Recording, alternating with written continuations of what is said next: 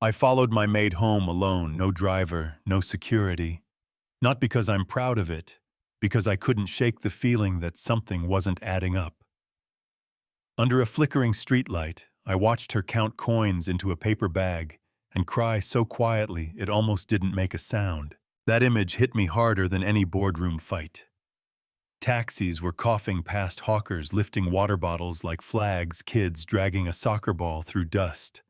And there she was, Grace, the bright hello at my office every morning turning over coins like they were prayers.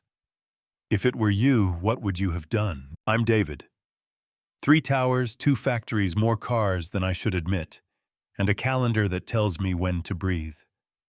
People think I'm precise, cold even, and they're not completely wrong. Grace polished the boardroom table so clean it could shame you with your own reflection, watered the plants, greeted everyone with the kind of smile that makes the day stop sulking. But at 5:02 p.m., like clockwork, she'd vanish. No staff bus, no lingering, no small talk. With me, patterns matter, and that one would not leave me alone. And that night I pulled a baseball cap low and walked. Not too close, not too far. That distance where guilt keeps pace with curiosity, you know what I mean? She stopped at a tiny pharmacy with a humming blue light, spoke to the pharmacist, and from across the road I could read the body language even if I couldn't catch the words. 2 boxes on the counter, a purse emptied coins, clinking like rain on glass. 1 box slid back. When she stepped outside and pressed the remaining box to her chest, that's when the tear fell. Not a public meltdown, just that small, stubborn cry you let out when you refused to become a scene. I told myself I was only gathering facts. Just want the truth. David, then you can go home. That lie tastes sweet for about 10 steps. I followed her into a narrow street where generators thumped like slow drums, sheets dangled from lines like tired flags, and somebody was frying plantains in oil that smelled like childhood. She climbed a stairwell with a broken rail and opened a metal door painted ocean blue. I heard the soft call from inside. Grace, is that you? And then her answer, bright even through fatigue. It's me, Mom. I got the medicine. I should have left. I didn't. I looked through a gap in the curtain. Yeah, that happened. Inside was a small, spotless room with paint that had seen better days and a fan turning like it was counting time. On the bed, a woman in her 50s tried to sit up the way people do when pain is something you have to negotiate with.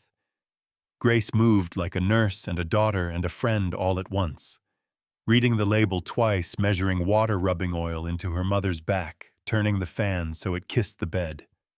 There was a notebook on the table with neat handwriting. Money in, money out, transport, rent, rice, medical test, medical test, medical test, a chorus of quiet emergencies. Then I heard the line that pulled a thread straight through me. Mom, my dream can wait. You are my first dream. I've watched numbers make grown men sweat. I've told banks no. I've stared down rooms full of suits who wanted my head on a plate, and still, that sentence made me feel small in the best way. Something opened that had been locked for years. I backed away from his window and stood in the stairwell like a thief in my own city. Tomorrow, I told myself, you're not going to hide in shadows. You're going to knock like a man who finally understands the difference between charity and respect. I knocked at 7:30 a.m. My hand shook. Not because I feared rejection, but because I knew this wasn't about optics or control.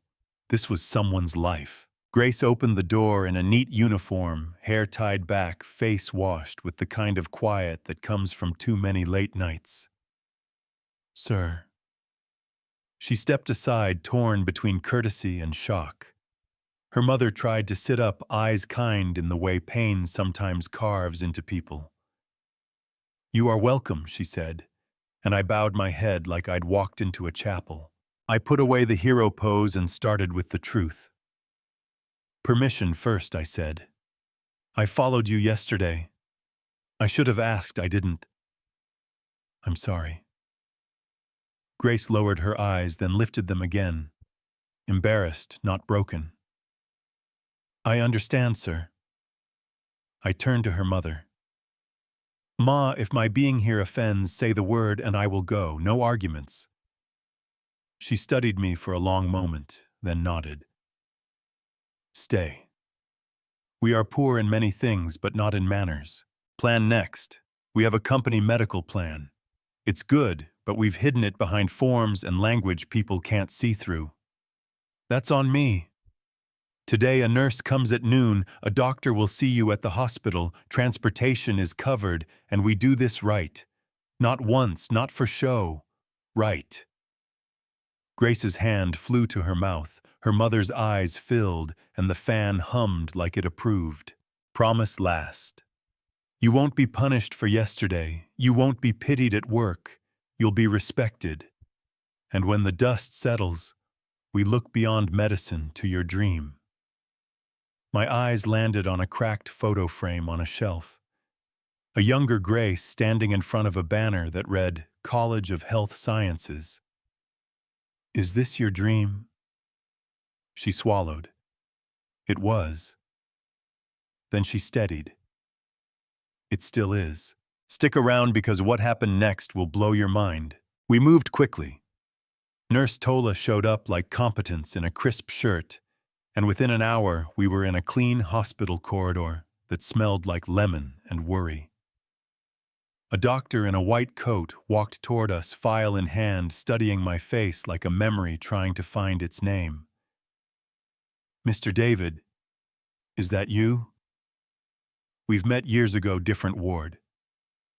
Dr. Ben. The name hit me in the sternum. He had been there when my wife was losing her last fight. He remembered her kindness more than her charts. She used to ask how others were doing before she let herself be checked, he said, and a window cracked open inside me. Tests were ordered, paperwork signed. First results gave us hope. Second results told the truth. Lung infection, months in the making, curable with time, consistency, money. Do it, I said, not performative, just decided. Grace whispered, Sir, that's too much. And I told her what I needed to hear myself. Investing in goodness is not a loss. The next morning, while Grace's mother slept, I sat by the window with coffee that refused to taste like anything, and thought about all the ways success had taught me to move fast, and all the ways compassion asks you to move slow. I called HR. From today, every employee hears the medical plan in plain language. No hidden lines. I called a college counselor. I'm sending a brilliant young woman who had to pause her dream. Open the door. And then came the twist. A week later, after a better round of test results, I drove Grace and her mother home. The neighbors watched us climb the old stairwell, curiosity blessing gossip, all of it floating like dust in sunbeams. Inside, Grace started tidying in that way she does, efficient, gentle, grateful. A small frame slipped cracked at the corner. I bent to pick it up, the same photo of Grace in front of the College of Health Sciences banner. Only this time I saw the corner of the image I had missed. Behind the group, slightly out of focus, stood a woman with soft eyes and a small heart-shaped necklace. I bought that necklace. I knew those eyes when I still thought hustle could save anybody. Angela, my wife. For a second, the room went silent in a way that isn't about noise. Where did you take this? I asked.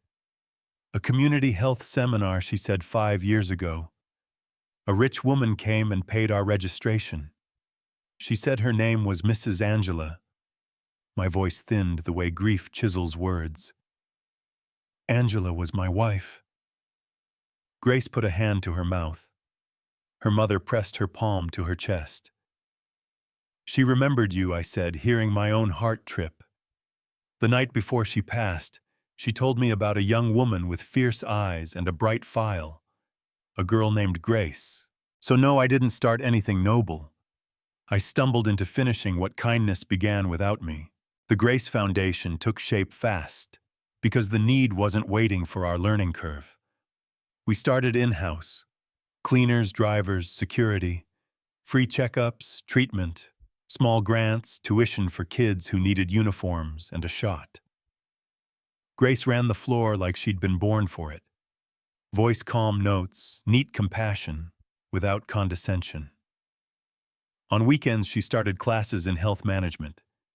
Dr. Ben gave that nod doctors do when they see a patient turning a corner, but this time he was looking at an entire family, maybe a city.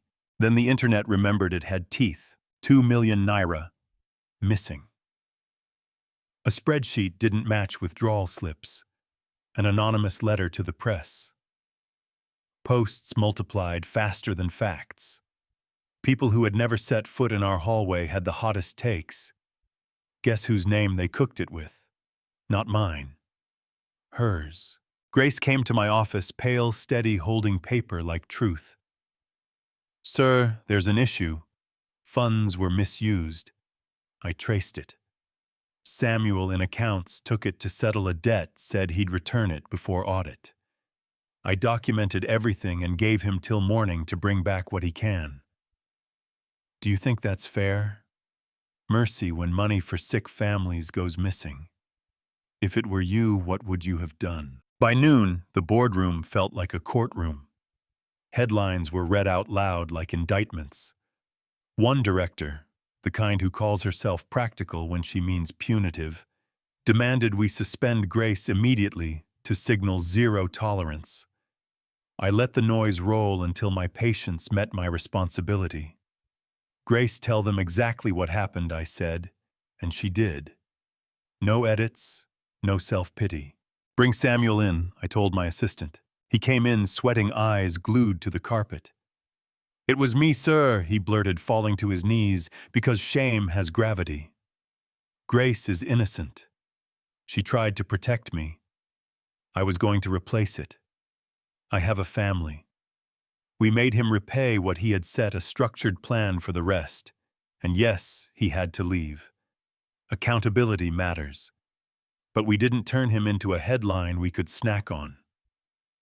I looked around that glass table and said it plain. Mercy is not weakness, it's courage wearing softer shoes. The room quieted.